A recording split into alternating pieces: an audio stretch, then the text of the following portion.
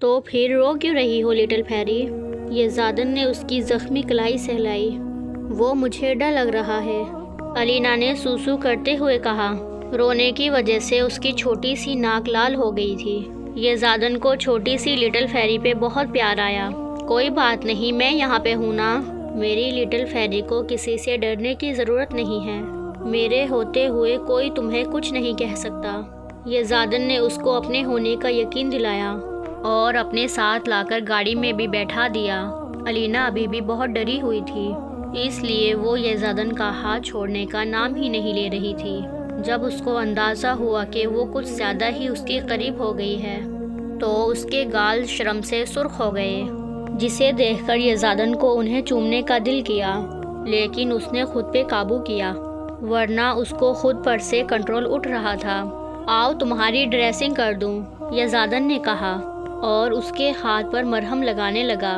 وہ پھر مرہم لگانے کے لیے وہ اس کے بہت زیادہ قریب ہو گیا۔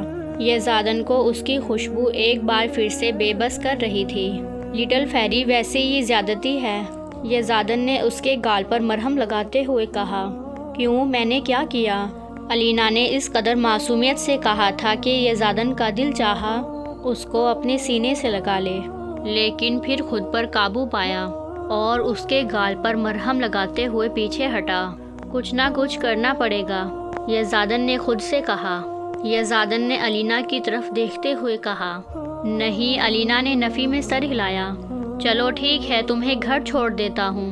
یہ زادن الینا کے گھر کے سامنے کھڑا اس کو اندر جاتا ہوا دیکھ رہا تھا۔ الینا نے اس کو اپنے ساتھ اندر آنے کی دعوت نہیں دی تھی، ورنہ وہ ضرور جاتا۔ وہ ابھی اندر جا ہی رہی تھی کہ گلی میں ہی اس کی اماں مل گئی۔ الینا، یہ کیا ہوا تمہیں؟ وہ جلدی سے الینا کے پاس آئی۔ کچھ نہیں اماں، وہ بس ذرا سا ایکسیڈنٹ ہو گیا تھا، الینا نے بہانہ بنایا اور یہ زادن کی طرف دیکھا، آنکھوں سے التجا کی کہ پلیز اماں کو کچھ نہیں بتانا۔ یہ زادن سمجھ گیا تھا الینا اپنی اماں کو کچھ نہیں بتانا چاہ رہی تھی۔ اچھا، یہ کون ہے؟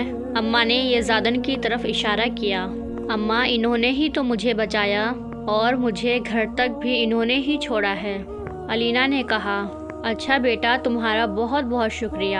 آؤ آؤ اندر آؤ، الینا کی اماں نے کہا، اور الینا تو اپنی اماں کو دیکھ کر ہی رہ گئی۔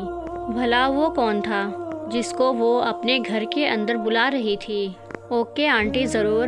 یہ زادن تو جیسے تیار کھڑا تھا۔ وہ آپ کو آفس نہیں جانا؟ الینا نے یہ زادن سے کہا۔ نہیں، میں بعد میں چلا جاؤں گا، یہ زادن نے کہا اور اماں کے پیچھے چل دیا۔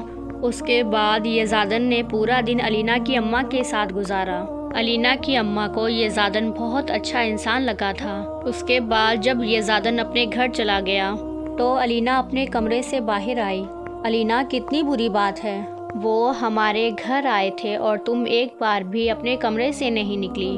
الینا کی اماں نے اس کو غصے سے ڈانٹا۔ اماں، وہ بس میرے سر میں درد ہو رہا تھا، اس لیے میں سو گئی تھی، الینا نے کہا۔ چلو ٹھیک ہے، جاؤ، فریج میں تمہارے لیے کھانا رکھا ہے، کھا کر سو جانا، میں بھی سونے جا رہی ہوں، الینا کی اماں نے کہا اور اپنے کمرے کی طرف چلی گئی۔ آج ان کو نہ جانے کیوں بہت عجیب سا محسوس ہو رہا تھا۔ ان کے دل میں آج بہت زیادہ درد ہو رہا تھا صبح سے۔ عام دنوں میں جب درد ہوتا تھا تو دوائیوں سے ٹھیک ہو جاتا، لیکن آج تو دوائیوں سے بھی ٹھیک نہیں ہوا۔ تھوڑی دیر میں ان کو حد سے زیادہ بے چینی ہونے لگی اور وہ باہر صحن میں آ گئی۔ ان کا دم گھٹ رہا تھا اور وہ اپنے دل کی جگہ کو بار بار اپنے ہاتھوں سے مسل رہی تھی۔ الینا، ان کے منہ سے بے اختیار ایک چیخ نکلی۔ الینا جو ابھی اپنے کمرے کی طرف جانے لگی تھی، اماں کی آواز سن کر باہر صحن میں آئی اور دیکھا کہ اماں نیچے زمین پر گری ہوئی ہیں تو اس کے ہاتھ پیر پھول گئے اور بھاگ کر اماں کے پاس آئی، ان کا سر اپنی گود میں رکھا۔ اماں، اماں، اماں، آپ ٹھیک ہیں؟ اماں اٹھے نا۔ الینا اپنی اماں کو پکار رہی تھی لیکن وہ تو اٹھ ہی نہیں پا رہی تھی۔ الینا کو اس سچویشن میں کچھ سمجھ نہیں آ رہا تھا، وہ کیا کرے۔ وہ باہر گئی اور اپنے سامنے والے گھر کا دروازہ کھٹکھٹایا۔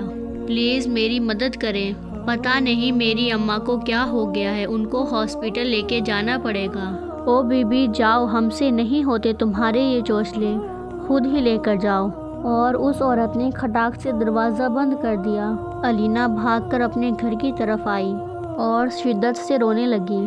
علینا کو اس وقت یہ زادن کی شدت سے یاد آئی، کاش وہ ہمیشہ کی طرح کہیں سے اس کی مدد کے لیے آ جائے، لیکن کیسے؟ علینا یہ سوچ کر دوبارہ رو دی۔